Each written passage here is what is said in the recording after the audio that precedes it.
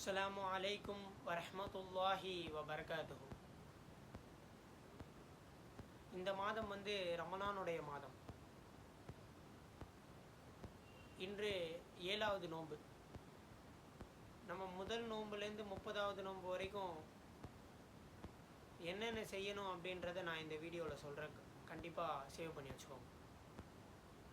முதல் விஷயம், 5 வேளை தொழுகணும் இந்த ரமலான் நேரத்தில். நம்ம என்னென்ன தப்பு செய்திருக்கிறோமோ, எவ்வளோ பெரிய தப்பாக வேணா இருக்கட்டும், அந்த 15 நிமிடம் அல்லாஹ்விடம் தொழுது கேட்குற துவாவு தான் அந்த தப்பை நம்மளுக்கு சரி செய்து மன்னித்து மறைத்து விடுவான் அல்லாஹ். 2வது விஷயம் என்ன அப்படின்னா, குர்ஆன் ஓதுறது.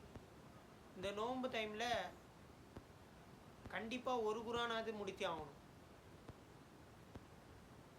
இஷாவுக்கு பிறகு எல்லா பள்ளிவாசலிலும் இந்த 30 நாளும் தராவியா தொழுகை வைப்பார்கள்.